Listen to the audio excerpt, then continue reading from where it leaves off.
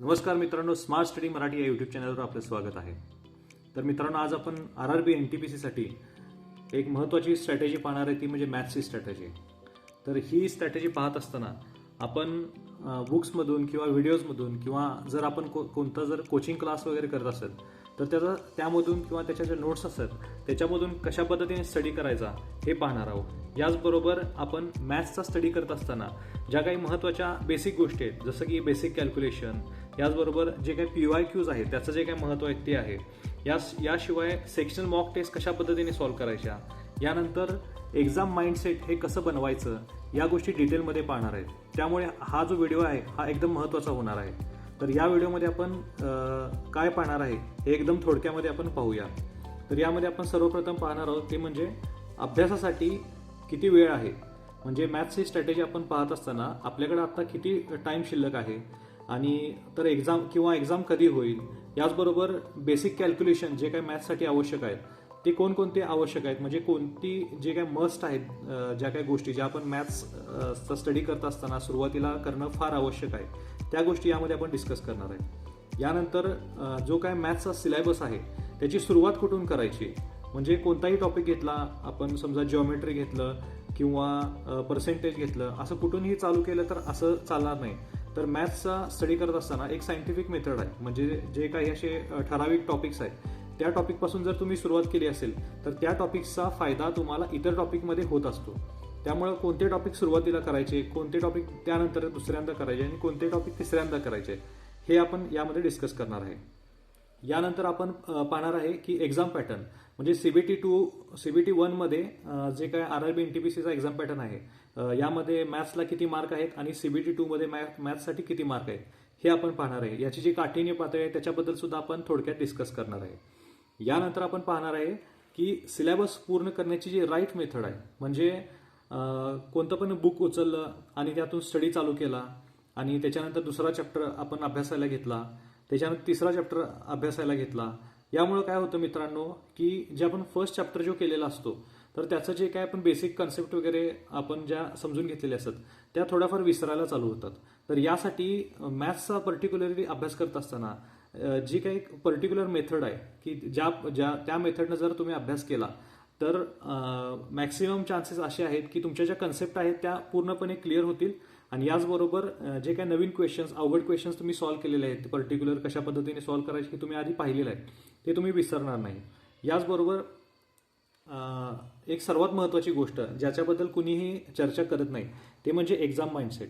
हे exam mindset आपण सुरुवातीला, म्हणजे आता तुम्ही अभ्यास चालू करणार, मॅथ्सची चा स्टडी आहे तो जेव्हा तुम्ही स्टार्ट करणार तेव्हा तो स्टार्ट केल्यानंतर सुरुवातीपासूनच तुमच्याकडं जो एक्झाम माइंडसेट आहे तो कशा पद्धतीने डेव्हलप करायचा हे आपण यामध्ये पाहणार आहे. हा जो मुद्दा आहे ना मित्रांनो, एकदम फार महत्त्वाचा आहे. याचं कारण काय की आपला अभ्यास एक्झामच्या तारखेपर्यंत खूप झालेला असतो, आपण मॉक टेस्ट सोडवलेले असतात, संपूर्ण आपली तयारी झालेली असते, पण जे काय एक्झामच्या दिवशीचं जे काय प्रेशर आहे ते हँडल करण्यासाठी जे काय एक्झामचं माइंडसेट आपण सुरुवातीपासून बनवलं पाहिजे ते आपलं त्या दिवशी तयार झालेलं नसतं. त्याच्यामुळं आपल्या प्रेशरमुळं मार्क्स कमी होऊ शकतात. तर त्या गोष्टी आपण सुरुवातीपासून कशा पद्धतीने डेव्हलप करू शकतो हे यामध्ये आपण पाहणार आहे. याच्यानंतर मॉक टेस्ट सोडवण्याची माझी एक जी पद्धत आहे जी मी स्वतः डेव्हलप केली आहे ती म्हणजे काय, सबमिट अँड सॉल्व्ह मेथड. तर ही देखील याच्याबद्दल आपण थोडक्यात डिस्कस करणार आहे. यानंतर फुल मॉक टेस्ट कधीपासून द्यायच्या याच्याबद्दल देखील आपण चर्चा करणार आहे. मित्रांनो, आजचा आपला पहिला मुद्दा आहे तो म्हणजे अभ्यासासाठी किती वेळ आहे. तर आपली परीक्षा जी आहे अंदाजे एप्रिल 2025 मध्ये होण्याची शक्यता आहे, म्हणजे कोणती तर CBT 1. तर मी जे टाइम टेबल तयार केलेलं आहे ते म्हणजे 1 डिसेंबर 2024 पासून 31 मार्च 2025 पर्यंत पकडलेलं आहे. म्हणजे टोटल जर आता नव्यानं जर कोणी मॅथ्सचा स्टडी करत असेल तर त्यांच्यासाठी आता टोटल 4 महिने आपण गृहीत धरू शकतो. तर याचं जे डिवायडेशन आहे हे कशा पद्धतीने केलेलं आहे, तर 2.5 महिने जे आहेत पहिले हे सिलेबस पूर्ण करण्यासाठी आणि रिव्हिजन यासोबत करण्यासाठी आपण पकडलेले आहेत. यानंतर जे राहिलेला जो 1.5 महिना आहे तो रिव्हिजनसाठी प्लस मॉक टेस्टसाठी आपण याचा विचार केलेला आहे. आता मॅथ्स हा जो विषय आहे, म्हणजे जे RRB NTPCचे जे 3 सब्जेक्ट आहेत ते म्हणजे जनरल अवेअरनेस, मॅथ्स आणि रिझनिंग, यामध्ये सगळ्यात टाइम टेकिंग जो अभ्यासासाठी जो टाइम डिमांड करणारा जो सब्जेक्ट आहे तो म्हणजे मॅथ्स आहे. म्हणजे मॅथ्सला थोडा अभ्यासासाठी जास्त वेळ लागतो. म्हणजे त्यामुळे तुमचं जे डेली शेड्यूल आहे 3 सब्जेक्टचं, जनरल अवेअरनेस, मॅथ्स आणि रिझनिंग, यामध्ये मॅथ्सला थोडा तुम्ही सुरुवातीला जास्त वेळ द्यायचा आहे. कारण मॅथ्सला कॅल्क्युलेशन स्पीड येण्यासाठी, याचबरोबर जे काही क्विक अंडरस्टँडिंग डेव्हलप व्हायला पाहिजे, यासाठी भरपूर प्रॅक्टिसची गरज असते. आणि भरपूर क्वेश्चन सॉल्व्ह करणे हा एक आणि एकच त्याचा एक उपाय आहे.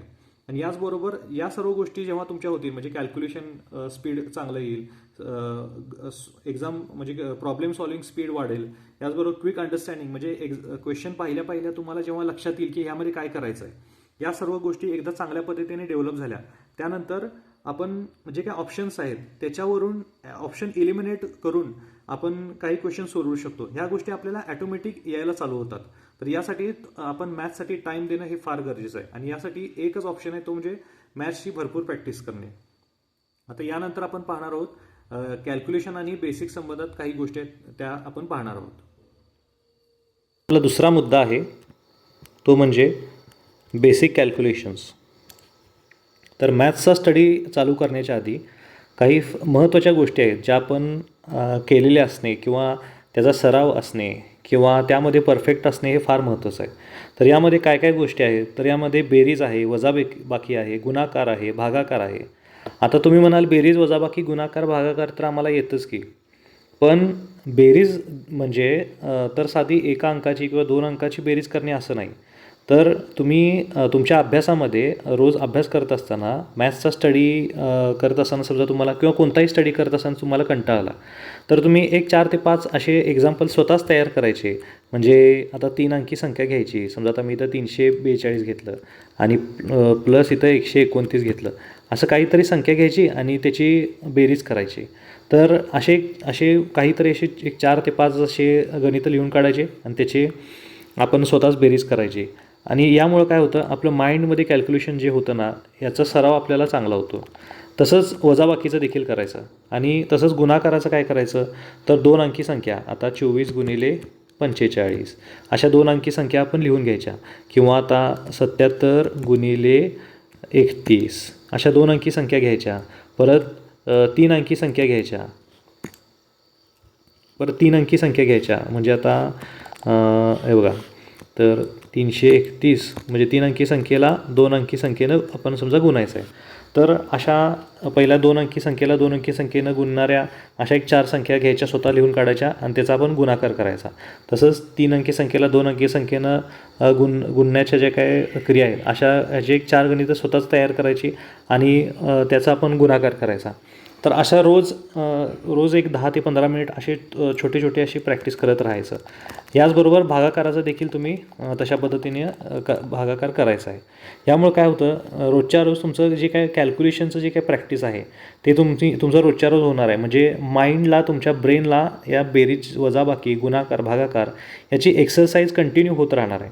म्हणजे जेव्हा तुम्ही क्वेश्चन सॉल्व करता किंवा मॉक टेस्ट सॉल्व करता, त्याच्यामध्ये तुमचं ब्रेन रोजच याचं सराव करत असल्यामुळं तुमच्या ब्रेनसाठी या गोष्टी काही नवीन असणार नाही आहेत. त्यामुळे ते इझिली आणि चांगल्या पद्धतीनं तुम्हाला इफेक्ट त्याचा देणार आहे. यानंतर काय, तर तुम्हाला वर्ग जे आहेत हे 1 ते 30 पाठ असणं फार महत्त्वाचं आहे. म्हणजे आत्ताच्या कॉम्पिटिशनमध्ये तुम्ही म्हणाल की आम्ही 1 ते 25 करतो किंवा 1 ते 20 करतो, असं करू नका. तर मॅक्सिमम तुम्हाला जेवढं जे करता येतं तेवढं तुम्ही केलं पाहिजे. कारण आता कॉम्पिटिशन देखील तेवढं हाय आहे आणि अशा कॉम्पिटिशनमध्ये आपण 4 गोष्टी जास्त केल्या पाहिजेत, कमी करून चालणार नाहीत. तर यासाठी मी असं रिकमेंड करेन की वर्ग तुम्ही 1 ते 30 करावे, घन जे आहे ते 1 ते 20 करावे. बरेच जण असं रिकमेंड करतात की घन 1 ते 15 केले तरी चालेल, पण माझं असं मत आहे की तुम्ही 1 ते 20 करावं. असं काही नाही की 1 ते 20च केलं पाहिजे, पण किमान 1 ते 15 तरी कराच.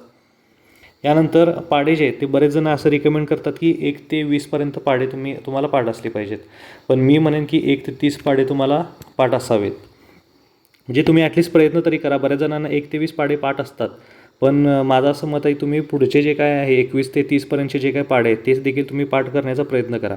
यामुळे तुमचा एक्झाममध्येच तुमचा जे काय वेळ आहे जो वाचणार आहे. बऱ्याच जणांचा अभ्यास असतो, सर्व असतं, बऱ्याच जणांची 1-1, 2-2 मार्क्समध्ये एक्झाम राहत असतात. तर हा जो 1-1, 2-2 मार्काचा फरक असतो ना, तो यामध्ये कवर होत असतो. आणि आपल्याला जे 1-1, 2-2 मार्कामुळे रिग्रेट होऊ शकतं पुढं जाऊन, तर या गोष्टी होऊ नये. आपलं एकदा अभ्यास केल्यानंतर डायरेक्ट फायनल आपलं सिलेक्शनच व्हायला पाहिजे, त्यामध्ये कुठलाही अडचण यायला नाही पाहिजे. यासाठी आपण सुद्धा या ज्या गोष्टी आहेत या आपण सोडल्या नाही पाहिजेत, असं माझं मत आहे. यानंतर विभाज्यतेच्या कसोट्या हे मॅथ्ससाठी करणं फार फार महत्त्वाचं आहे, कारण विभाज्यतेच्या कसोट्या तुम्हाला गुणाकार भागाकारामध्ये फार महत्त्वाच्या ठरतात. यामध्ये काय आहे तर 2ची विभाज्यतेची कसोटी, 3ची, 4ची, 5ची. म्हणजे काय तर 2ने कोणकोणत्या संख्येला भाग जाऊ शकतो, जर सर्व समसंख्यांना भाग जातो. 3ने कोणकोणत्या संख्येला भाग जाऊ शकतो, तर आता समजा एक संख्या आहे, आता 33 ही संख्या आहे. या संख्येला 33 राहू द्या, पण 3च्या पाड्यातली 3चीच असल्यामुळे 33 घेऊन उपयोग नाही.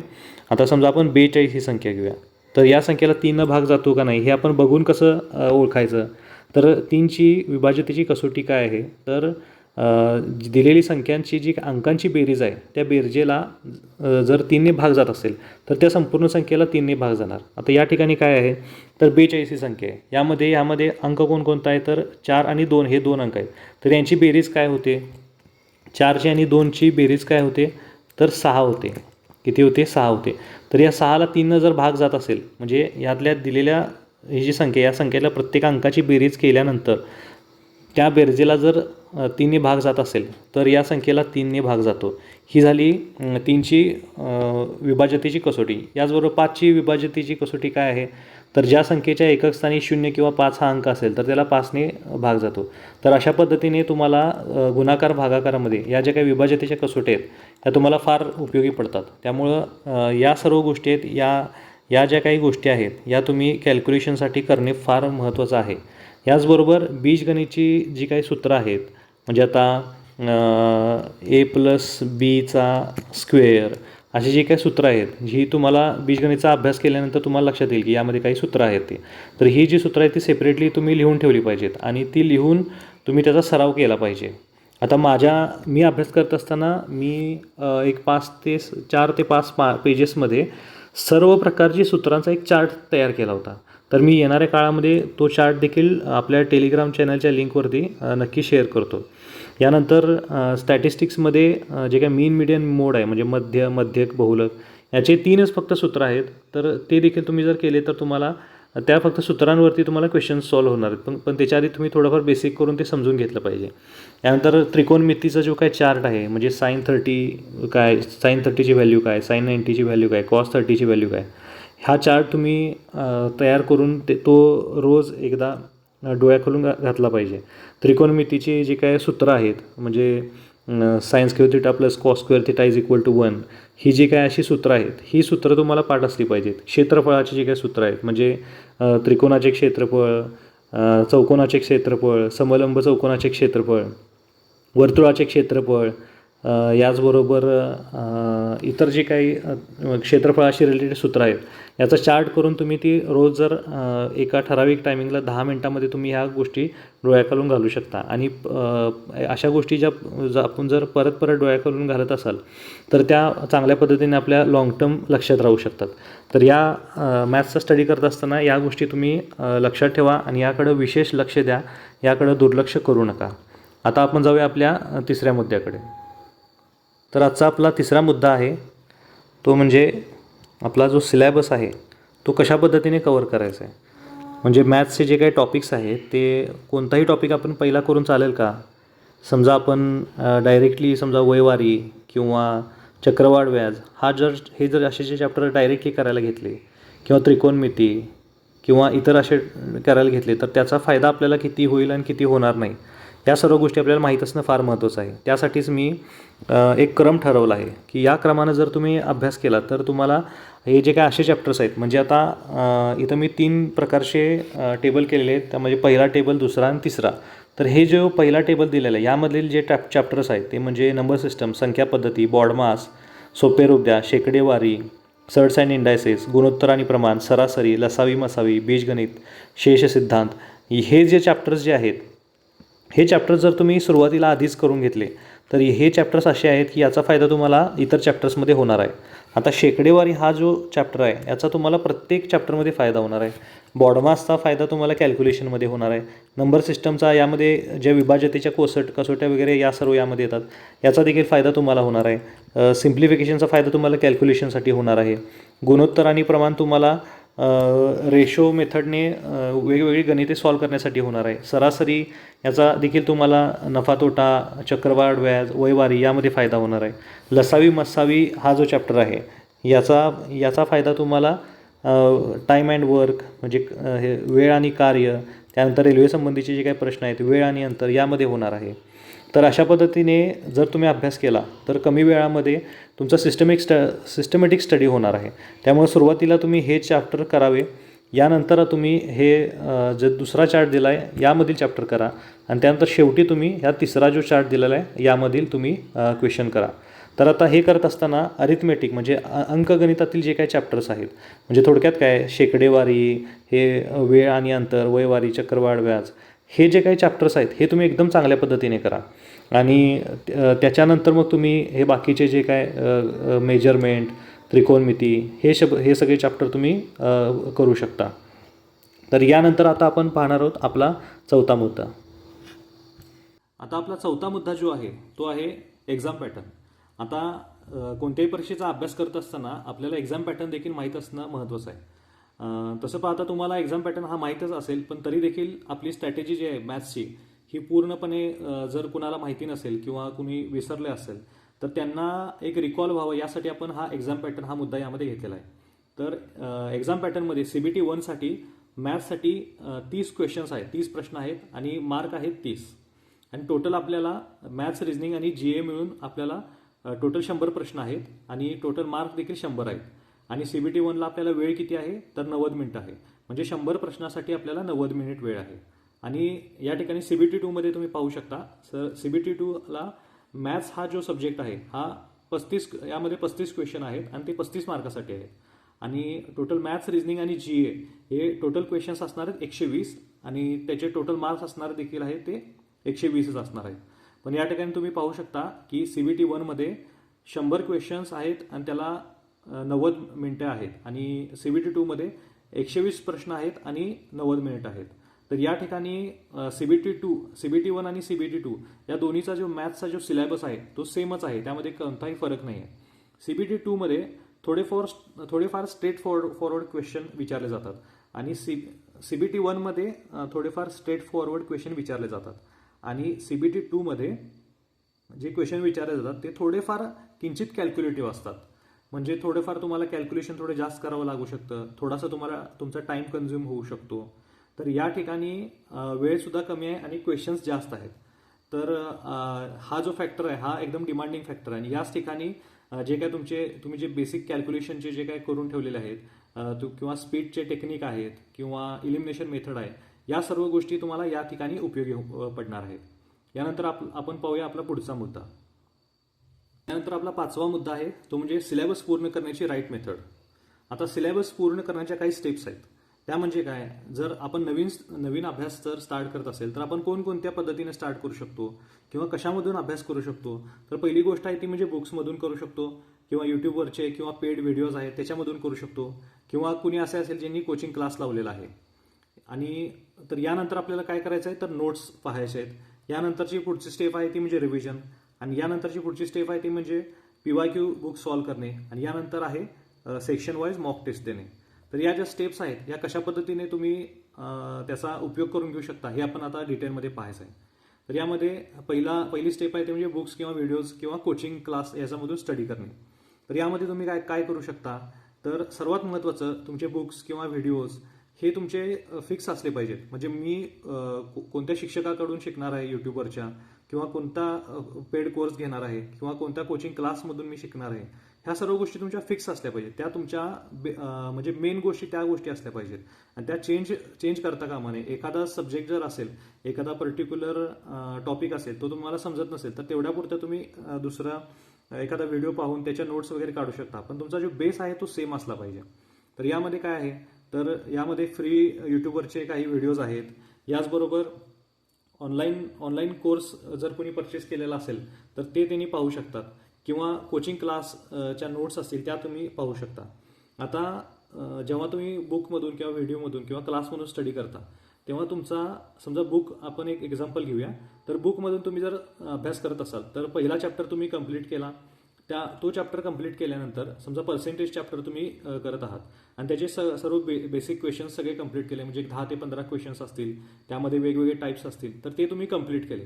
ते कंप्लीट केल्यानंतर तुम्हाला काय करायचं आहे, कोणताही एक चॅप्टर जेव्हा कंप्लीट होतो त्याच्यानंतर लगेच तुम्हाला त्याचे कमीत कमी 50 क्वेश्चन्स लगेच सॉल्व्ह करायचे.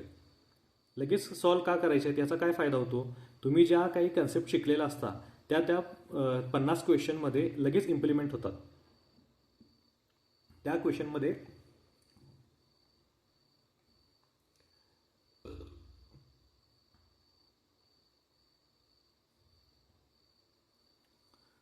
आणि त्या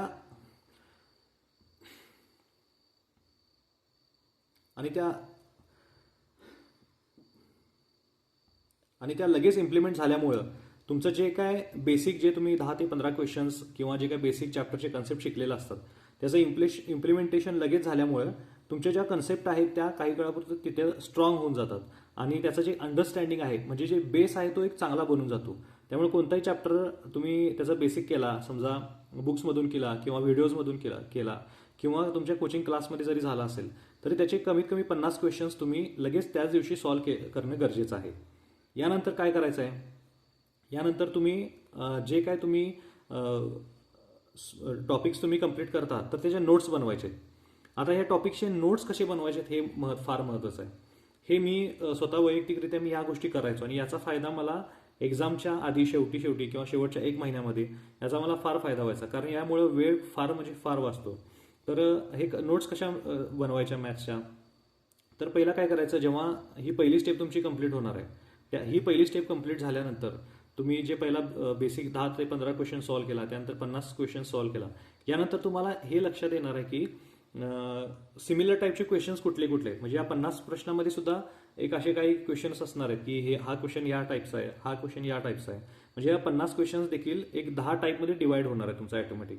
तर तुम्ही काय करायचं, जे तुम्ही पहिला चॅप्टर केलेला असतोय त्या टॉपिकचे बेसिक्स गोष्टी आहेत, म्हणजे काही त्याचे फॉर्म्युला असतील तर ते तुम्ही लिहून घ्यायचे आहेत. त्यानंतर त्याच्या काही बेसिक कन्सेप्ट असतील ज्या सुरुवातीला दिलेल्या असतील तर त्यामध्ये तुम्हाला महत्त्वाच्या वाटणाऱ्या गोष्टी त्यामध्ये लिहून घ्यायच्या. त्यानंतर काय करायचं, एक 3 ते 4 अशी सोपी गणितं लक्षात ठेवायची.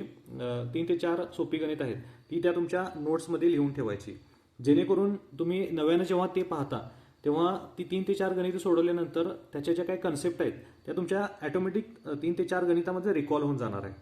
आणि त्याच्यामुळे काय होणार आहे, ती 3 ते 4 गणितं जरी सोपी गणितं तुम्ही लिहिली असली तर त्या टॉपिकच्या त्या कन्सेप्ट त्या गणितामध्ये असल्यामुळं पुढच्या ज्या काही कन्सेप्ट आहेत त्या तुम्हाला थोड्याफार पुन्हा एकदा रिकॉल व्हायला मदत होणार आहे. त्याच्यानंतर काय करायचं आहे, तर त्या टॉपिकमध्ये जे काय टाईप वाईज जे क्वेश्चन्स आहेत, म्हणजे कोणताही चॅप्टर असेल तर त्याचे काही पर्टिक्युलर असे टाईप्स वाले क्वेश्चन्स असतात, म्हणजे एक मीडियम टाईपचा क्वेश्चन आहे, त्याच्यानंतर थोडा अवघड क्वेश्चन्स असतात, काही क्वेश्चन्स असे नवीन वेगळेच असतात. तर त्या टाईपमध्येच पर्टिक्युलर टाईप्स असतात त्यामध्येच क्वेश्चन येत असतात. तर ते टाईप 1, टाईप 2, टाईप 3 अशा पद्धतीने लिहून त्याचे 4 ते 5 टाईपचे क्वेश्चन्स, एक क्वेश्चन्सच प्रत्येक टाईपचा लिहून घ्यायचा आहे. असं करून तुमचे 2 पानामध्ये एका चॅप्टरचे नोट्स तयार होणार आहेत आणि हे जे नोट्स आहेत तुम्हाला रिव्हिजनसाठी तुम्हाला उपयोगी पडणार आहेत. आता आपण हे पाहणार आहे की रिव्हिजन कशा पद्धतीने करायचे. आता आपण पाहिलं की नोट्स कशा बनवायच्या, आता रिव्हिजन कशी करायची. बघा, ज्या आपण 2-2 पानामध्ये प्रत्येक चॅप्टरच्या ज्या नोट्स आपण बनवून ठेवलेल्या आहेत त्या तुम्हाला रोज एकदा रिवाईज करायचे आहेत. आणि जेव्हा तुम्हाला असं वाटेल की रोज एकदा रिवाईज करायचं म्हणजे याला खूप टाईम लागेल, पण जेव्हा तुम्ही 30 गोष्ट परत करायला स्टार्ट कराल, म्हणजे जर सुरुवातीला तो टॉपिक करायला तुम्हाला 2 तास लागले असतील तर दुसऱ्यांदा तुम्हाला तो टॉपिक करायला एक 45 मिनिट किंवा अर्धा तास लागेल. त्याच्यानंतर त्याची रिव्हिजन करायला तुम्हाला एक 20 मिनिटं लागतील किंवा 15 मिनिट्स लागतील. त्यामुळे हे रोज एकदा रिव्हिजन करणं हे पॉसिबल आहे. यामुळे हे करत असताना या 2.5 महिन्यामध्ये प्रत्येक चॅप्टरची 2.5 म्हणजे 4 महिन्यामध्ये प्रत्येक चॅप्टरच्या कमीत कमी 4 ते 5 रिव्हिजन तुमच्या व्हायला पाहिजेत. आणि त्याच्यानंतर या रिव्हिजन जेव्हा शेवटी कंप्लीट होतील म्हणजे 4 महिन्यामध्ये, तेव्हा शेवटी एक कम्प्लीट रिव्हिजन व्हायला पाहिजे. कम्प्लीट म्हणजे पहिला तुम्ही जो चॅप्टर केला आहे त्याच्यापासून शेवटच्या चॅप्टरपर्यंत पूर्ण एक साथ संपूर्ण रिव्हिजन यामध्ये व्हायला पाहिजे. यानंतर आपण पाहणार आहे की PYQ बुक कसे सॉल्व्ह करायचे. आता यामध्ये काय करायचं, आता मागील जे काय RRB NTPCचे पेपर झालेले आहेत त्याचं PYQचं बुक घ्यायचं. आता जर इंग्लिश किंवा हिंदीमध्ये बघायला गेलं तर किरण पब्लिकेशनचं बुक आहे, म्हणजे जे PYQसाठी मोस्टली ऑल इंडियामध्ये वापरलं जातं. पण तुम्हाला मराठीमध्ये हवं असेल तर मराठीमध्ये देखील बरेच PYQसाठीचे बुक्स निघालेले आहेत, ते तुम्ही बाजारात जाऊन बघा. त्यामध्ये हे एन्श्युअर करा की CBT 1 आणि CBT 2 याचे दोन्हीचे लेटेस्ट पेपर त्यामध्ये असले पाहिजेत. म्हणजे लेटेस्ट पेपर जास्त असावेत. म्हणजे आता लेटेस्ट एक्झाम कोणती झालेली आहे तर RRB NTPC 2019ची जी काय एक्झाम आहे, या ज्या एक्झाम आहेत या लेटेस्ट झालेल्या एक्झाम आहेत. तर त्याचे जे काही पेपर्स आहेत ते त्यामध्ये इन्क्लूड असणं गरजेचं आहे. तर त्यामध्ये देखील तुम्हाला 3 पार्ट सापडतील. म्हणजे PYQचे जे काय तुम्ही आता समजा PYQ सॉल्व्ह करायला घेतलं आणि PYQमध्ये समजा आता ॲव्हरेज म्हणजे सरासरी हा जर चॅप्टर आहे किंवा वयवारी हा चॅप्टर आहे, तर त्याच्यामध्ये ते सोडवत असताना तुम्हाला त्यामध्ये एक समजा 100 किंवा 150 क्वेश्चन्स सरासरी किंवा वयवारी ह्या चॅप्टरचे तुम्हाला दिलेले असतील. तर त्यामध्ये काय करायचं, तुमच्या ज्या काही नोट्स आहेत म्हणजे ज्यामध्ये तुम्ही असे वेगवेगळ्या टाईपचे क्वेश्चन्स घेतलेले आहेत ते सोडून यामध्ये या PYQमध्ये असे कोणते नवीन जर क्वेश्चन्स असतील तर ते जर सोपे क्वेश्चन्स असतील तर त्याला तुम्ही अशी काहीतरी एक राईट टिक करू शकता. मध्यम जर हे असतील तर तुम्ही त्याला अशी डबल टिक करू शकता. आणि जर अवघड असेल तर त्याला तुम्ही असं स्टार करू शकता. म्हणजे एक्झामच्या वेळेला तुम्हाला सोपे जे काही क्वेश्चन्स असतील, जे काही नवीन टाईपचे क्वेश्चन्स असतील ते तुम्हाला रिवाईज करण्याची तेवढी आवश्यकता नसणार आहे, कारण ते सोपे क्वेश्चन्स आहेत आणि ते तुम्ही 1-2 वेळा केलेलेच असणार आहेत. त्यानंतर जे मध्यम क्वेश्चन्स आहेत त्यामध्ये जे ठराविक टाईपचे म्हणजे एक टाईप त्यामध्ये देखील नवीन टाईप शोधून जिथं जिथं अशी टीक आहे तेवढेच क्वेश्चन आपण सॉल्व्ह करून पुढे जायचं आहे. आणि यानंतर अवघड क्वेश्चन्स आहेत याचं थोडंफार वरचेवर तुम्ही ह्या गोष्टी डोळ्याखालून घालायचे, जेणेकरून त्याला अशा टाईपच्या क्वेश्चन्सला तुम्ही जास्तीत जास्त फॅमिलियर व्हाल. हे झाल्यानंतर आपण हे पाहायचं आहे की सेक्शन वाईज मॉक टेस्ट ज्या आहेत त्या आपण कशा पद्धतीने द्यायचे. तर सेक्शन वाईज मॉक टेस्ट आहेत. मी जेव्हा अभ्यास करत होतो तेव्हा अड्डा 247च्या मी मॉक टेस्ट सोडवायचो. आणि याचबरोबर मी जेव्हा देतो तेव्हा ऑलिव्ह बोर्ड आणि ग्रेडअप ह्या देखील यांच्या देखील टेस्ट सिरीज असायच्या. तर त्यांच्या देखील मी ऑलिव्ह बोर्ड आणि ग्रेडअपच्या देखील घेऊन ठेवल्या होत्या. पण मोस्टली मी सोडवल्या होत्या त्या म्हणजे अड्डा 247 आणि ग्रेडअपच्या सोडवल्या होत्या. आता ग्रेडअपच्या माझ्या माहितीप्रमाणे अवेलेबल नाही आहेत. तर आत्ता जर मराठीमधून जर हवे असतील तर आत्ता टेक्स्टबुकच्या इंग्लिश, हिंदी आणि मराठी तिन्हीमधून अवेलेबल आहेत. आणि अड्डा 247च्या इंग्लिश आणि हिंदीमधून अवेलेबल आहे. तुम्ही या दोन्ही देखील घेऊ शकता, कारण याची किंमत देखील काय जास्त नाही. आता अड्डा 247चे मला वाटते 150 किंवा 160-170 मध्ये त्यांच्या RRB NTPCच्या टेस्ट असतील.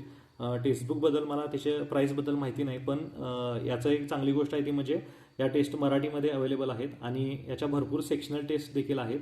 म्हणजे सेक्शनल टेस्ट म्हणजे मॅथ्सचा जो सेक्शन आहे म्हणजे तुमचा मॅथ्सचा स्टडी कंप्लीट झाला तर फक्त मॅथ्सच्या सेक्शनचा तेवढाच 30 मिनिटाचा 20 मिनिटाचा टाईम असलेल्या सेक्शनल टेस्ट सेपरेट यामध्ये असतात.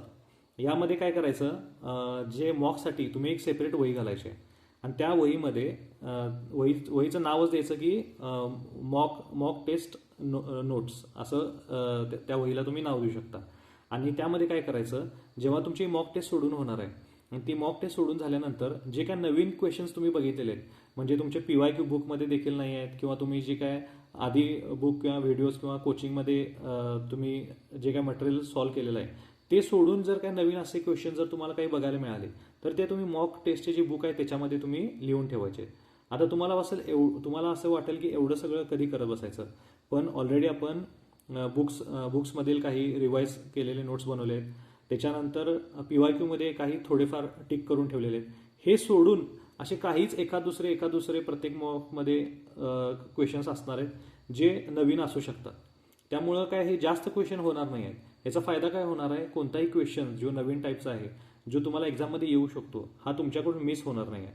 आणि आत्ताच्या कॉम्पिटिशनमध्ये अशा पद्धतीनं अभ्यास करणं हे फार महत्त्वाचं आहे. आता आपला पुढचा मुद्दा आहे तो म्हणजे एक्झाम माइंडसेट सुरुवातीपासूनच. आता याचा अर्थ काय मित्रांनो, तुम्हाला मी एक सांगतो, मी जेव्हा अभ्यास करायचो ना तेव्हा या गोष्टीचा मी कधीच विचार केला नव्हता. मी फक्त एवढाच विचार करायचो की आपल्याला अभ्यास करायचा आहे, आपल्याला सिलेबस कंप्लीट करायचा आहे, या सर्व गोष्टीचाच मी फक्त विचार करायचो. मॉक टेस्ट द्यायचे आहेत आणि जेव्हा आपण घरात बसून फक्त अभ्यास करायचा आहे, मॉक टेस्ट द्यायचे, याचा जेव्हा विचार करत असतो, या गोष्टी जेव्हा माइंडमध्ये ठेवत असतो ना, तेव्हा आपलं जे काही घरचं माइंडसेट असते, घरात बसून आपण अभ्यास करतोय, मॉक टेस्ट देतोय, हेच माइंडसेट आपलं बनत जाते. आणि जे काय एक्झामसाठी माइंडसेट असलं पाहिजे, म्हणजे एक्झामचं प्रेशर हँडल करण्यासाठी, तर त्या गोष्टी त्याची जी तयारी व्हायला पाहिजे, जी सर्वात महत्त्वाची आहे, ती आपली तयारी होत नाही. यासाठी तुम्हाला मी एक ट्रिक सांगतो की तुम्ही सुरुवातीला अभ्यास करत असताना जेव्हा काही क्वेश्चन्स वगैरे सॉल्व्ह करत असता, तुम्ही ते प्रत्येक क्वेश्चन सॉल्व्ह करत असताना असं कन्सिडर करायचं आहे की हा क्वेश्चन मला एक्झाममध्ये आलेला आहे आणि त्या माइंडसेटने तुम्ही क्वेश्चन सोडवण्याचा प्रयत्न करायचा आहे. म्हणजे समजा आता तुम्ही मॉक टेस्ट वगैरे देत आहात, तर ते मॉक टेस्ट जेव्हा घरी बसून तुम्ही देत असताना, तेव्हा त्या मॉक टेस्टमध्ये जेव्हा टायमिंग चालू होतं, टेस्ट तुम्ही सॉल्व्ह करायला स्टार्ट करता, तेव्हा तुम्ही सुरुवातीपासून आता अभ्यास करत असतानाच अशी क्वेश्चन आयडेंटिफिकेशनचं माइंडमध्ये ठेवा की मला क्वेश्चन आयडेंटिफाय करायचे की हा क्वेश्चन सोपा आहे, मध्यम आहे का अवघड आहे. याचा फायदा तुम्हाला काय होणार आहे की एक्झाममध्ये जेव्हा तुम्ही पेपर सोडवत असणार आहे, तेव्हा सोपा क्वेश्चन आला ना तर लगेच सोडवायचा आहे.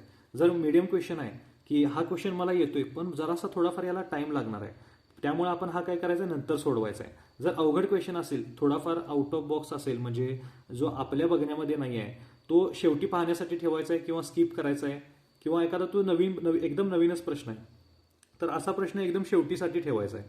तर याचा फायदा काय होतोय तुम्हाला की हे जे माइंडसेट जर तुम्ही सुरुवातीला मॉक टेस्ट सॉल्व्ह करत असताना किंवा कोणतंही असं एक्झाम्पल्स जे 50 क्वेश्चन आपण सॉल्व्ह करायचं म्हटलं, तर हे सॉल्व्ह करत असताना जर तुम्ही माइंडसेट असं ठेवलं की मी आता एक्झाममध्ये सॉल्व्ह करतोय आणि मला क्वेश्चन सिलेक्शन ची प्रॅक्टिस करायची आहे, तर हे जर सुरुवातीला माइंडसेट तुम्ही ठेवलं तर त्याचा फायदा तुम्हाला एक्झाममध्ये होणार आहे. आणि जे काही स्पीड भेटणार आहे ना तुम्हाला ह्याच्यासाठी, म्हणजे एक्झाममध्ये प्रॅक्टिस जे तुम्ही आता करताय, त्याचा फायदा तुम्हाला स्पीड भेटण्यासाठी होणार आहे. म्हणजे काय होणार, तर जेव्हा तुमचा पेपर स्टार्ट होणार आहे, तुम्हाला माहिती आहे की मला जे पटकन पहिला क्वेश्चन येणार आहे ते सगळे मी सॉल्व्ह करून घेणार आहे. म्हणजे पेपर स्टार्ट झाल्यानंतर सोपे क्वेश्चन दिसले, तुम्ही लगेच ते क्वेश्चन सोडवणार आहे, पुढे जाणार आहे, लगेच सोडवणार आहे, पुढे जाणार आहे.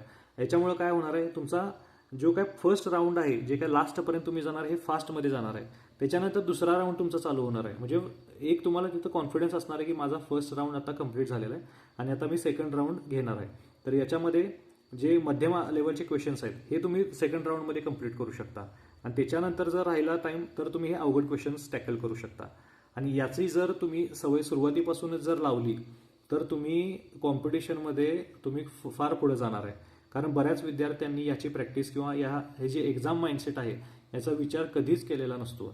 आणि त्यामुळं काय होतं की एक्झाम स्टार्ट झाली, त्यांना सोपा क्वेश्चन दिसला, त्यांनी पटकन सोडवला, मध्यम दिसला, त्यामध्ये थोडासा त्यांचा वेळ वाया गेला आणि त्यांचा सुरुवातीलाच वेळ वाया गेल्यामुळं त्या इन बिटवीन त्या एक्झाममध्येच त्यांचा कॉन्फिडन्स लो होतो आणि त्याचा इफेक्ट त्यांच्या पुढच्या ज्या चांगल्या सोप्या येणारे जे काही प्रश्न आहेत त्याच्यावरती त्याचा इफेक्ट पडतो. त्यामुळं ही जी एक्झाम माइंडसेट बनवण्याची टेक्निक आहे ही तुम्ही सुरुवातीपासून इम्प्लिमेंट करा. याच्यामुळे काय होते की जे काय सिली मिस्टेक वगैरे आहेत ह्या फार म्हणजे कमी होण्यासाठी देखील मदत होते. आणि सुरुवातीपासून देखील तुम्ही सिली मिस्टेक ज्या आहेत त्या कमी करण्यासाठी प्रयत्न करा. जेव्हा तुम्ही भरपूर प्रॅक्टिस कराल, तुमच्या लक्षात येईल की काही काही क्वेश्चन्स असे आहेत जे तुम्हाला येतात, पण तुम्ही काही काही वेळा ऑप्शन सिलेक्ट करताना चुकीचा ऑप्शन सिलेक्ट केला, किंवा एखाद्या फक्त अंक जेव्हा आपण रफ कॅल्क्युलेशन करत असतो, एखादा अंक वजाबाकी करत असताना एखादा अंक चुकीचा गृहीत धरला जातो माइंडमध्ये अचानक, त्याच्यामुळं तुमचं कॅल्क्युलेशन चुकतं आणि ऑप्शन तुम्ही चुकीचा क्लिक करता. पण याचा अर्थ असा नसतो की तुम्हाला तो प्रश्न येत नसतो, पण या ज्या सिली मिस्टेक आहेत या तुम्ही प्रॅक्टिस करून करून तुम्ही कमी करत जायचे असतात. यानंतर आपण पाहणार आहे की मॉक टेस्ट सोडवण्याची माझी सबमिट आणि सॉल्व मेथड. आता यामध्ये ही जी मेथड आहे मित्रांनो, ही मी स्वतः शोधून काढली आहे असं म्हणू शकतो. म्हणजे यामध्ये मी काय करायचो, जेव्हा माझा स्टडी कंप्लीट व्हायचा, म्हणजे आता समजा जे काही रिव्हिजन मी ज्या काही स्टेप सांगितल्या की बुक सॉल्व्ह करायचं, त्यानंतर नोट्स, त्यानंतर रिव्हिजन, त्यानंतर PYQ सॉल्व्ह केले, हे PYQ सॉल्व्ह केल्यानंतर आपण सेक्शनल मॉक टेस्टकडे जाणार आणि सेक्शनल मॉक टेस्ट झाल्यानंतर आपण मॉक टेस्ट चालू करतो. तर हे मॉक टेस्ट चालू केल्यानंतर काय करायचं, सुरुवातीला लगेच मॉक टेस्ट अशा डायरेक्ट मॉक टेस्ट आपण चालू केल्याने सोडवायला लागलो असं कधी करायचं नाही. तर काय करायचं, मॉक टेस्ट ज्या असतात ना, आता ज्या टेक्स्टबुक वगैरे किंवा अड्डा 247 यावर मॉक टेस्ट भरपूर असतात. तर काय करायच्या, मॉक टेस्ट सबमिट करायच्या, म्हणजे चालू करायची आणि सबमिट करून टाकायची लगेच. म्हणजे ती सोडवायची नाही, न सोडवता सबमिट करायची. आणि त्यानंतर काय करायचं, या ज्या काही मी एक्झाम माइंडसेट वगैरे या ज्या गोष्टी आहेत त्याची प्रॅक्टिस करायची. म्हणजे काय, मॉक टेस्ट तुम्ही चालू केली आणि लगेच सबमिट केली. सबमिट केल्यानंतर काय करायचं, पुन्हा ती टेस्ट ओपन करायची. ओपन केल्यानंतर आपलं जे टायमिंग वगैरे ते काय तेव्हा तिथं चालू नसणार आहे. तुम्ही फक्त जसं मॉक टेस्ट कंप्लीट झाल्यानंतर जसं पुन्हा रिव्ह्यू घेत असता तसं तुम्ही ते बघत असणार आहे. तर ते बघत असताना एक एक क्वेश्चन तुम्ही बघून सॉल्व्ह करायला चालू करायचं. यामध्ये काय होतंय की तुम्ही मॉक टेस्टचं जे रिव्ह्यू घेत आहे, पण ॲक्च्युली तुम्ही मॉक टेस्टचाच एक फील घ्यायला चालू केलेला असतो. त्यामुळं मॉक टेस्टचं माइंडसेट जे आहे ते तयार व्हायला चालू होतं. आणि मॉक टेस्ट जेव्हा तुम्ही ॲक्च्युली मॉक टेस्ट ज्यावेळी द्यायला चालू करता तेव्हा देखील आपल्या मनामध्ये थोडीफार भीती असते, अरे किती मार्क्स येतील. ही जी भीती आहे ना, ही राहत नाही. म्हणजे बरेच विद्यार्थी असे असतात की शेवटपर्यंत मॉक टेस्टच देत नाहीत, किंवा एक्झामच्या 2 दिवस आधी 3 दिवस आधी एखादी मॉक टेस्ट दिली, 1-2 मॉक टेस्ट दिल्या. बरेच जण परचेस केलेली आहे म्हणून कसं तरी 1-2-3 द्यायचं असं करतात.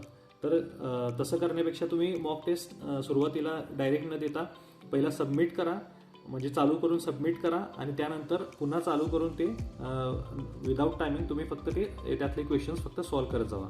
आणि असं ॲझ्युम करायचं की ही आपली एक्झामच आहे आणि टायमिंग नसल्यामुळे तुम्हाला तेव्हा लगेच प्रेशरसुद्धा घरी जरी असलं तरी प्रेशर येणार नाही.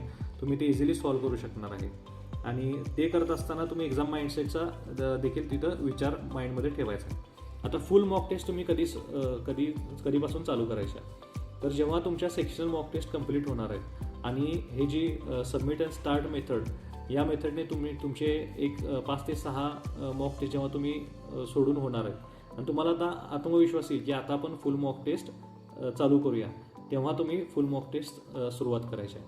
मित्रांनो बघा, म्हणजे आपण एकदम स्टेप बाय स्टेप गेलेलो आहे. कुठेही आपला आत्मविश्वास ढळू देणार नाही अशा पद्धतीनं आपण प्लॅनिंग केलेलं आहे. तर या प्लॅनिंगनं जर तुम्ही गेला तर तुमचा कॉन्फिडन्स हाय राहील आणि याचा फायदा तुम्हाला फायनल एक्झाममध्ये होणार आहे. तुमच्या वेळेपेक्षा कोणताही व्हिडिओ महत्त्वाचा नाही. व्हिडिओ शेवटपर्यंत ऐकल्याबद्दल धन्यवाद. जर तुम्हाला हा व्हिडिओ आवडला असेल तर लाईक करा, सबस्क्राईब करा आणि आणखी अपडेटसाठी बेल आयकॉनवर क्लिक करा. तुमचे विचार कमेंट्समध्ये शेअर करा आणि यश मिळेपर्यंत मेहनत घेत राहा. तुम्हाला नक्कीच यश मिळेल. धन्यवाद.